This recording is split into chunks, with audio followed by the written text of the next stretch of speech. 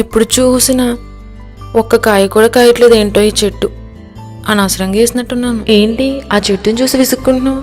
చెట్టు చీడపట్టిందా? ఏ తెగులు లేకుండా రాకుండా ఉండాలని ఎన్ని మందులు కొట్టానో నేను. ఈ మొక్క అమ్మినతనేమో సంవత్సరంలోనే కాయలు కాసేస్తుంది అన్నాడు. ఇప్పుడు 5 సంవత్సరాలు అయినా ఎప్పుడూ ఒక కాయ కూడా కాయట్లేదు. దీనికోసం ఖర్చు పెట్టిన డబ్బులన్నీ వేస్ట్ అయిపోయినాయి. అవునా? సంగ ద్రాక్ష తోటలో నాటబడి నువ్వు 10 ఏళ్ళు అయ్యింది. నీ దగ్గర క్రియ లేదు, ఫలము లేదు, మాదిరి లేదు. నిన్ను చూసిన యేసయ్య సంతోషిస్తున్నారా? నిన్ను బట్టి కూడా విసుగు చెందుతున్నారా? ఎప్పుడైనా ఆలోచించావా? ఈరోజు ఆదివారం, కనీసం మందిరానికి వెళ్ళాలనే ఆలోచన కూడా నీకు లేదు. ఫలించని మొక్కను చూసి నిరుత్సాహపడుతున్న నిన్ను చూసిన యేసయ్య ఇదిగో ఫలించని ప్రతి తీగను కత్తిరించేయమంటున్నారు. ఆ మాట జ్ఞాపకం లేదా? నీలో ఆత్మ సంబంధమైన ఫలింపు రాదా? ఇలా ఎంతకాలం నీకు ఇచ్చిన సమయాన్ని వ్యర్థం చేసుకుంటావు?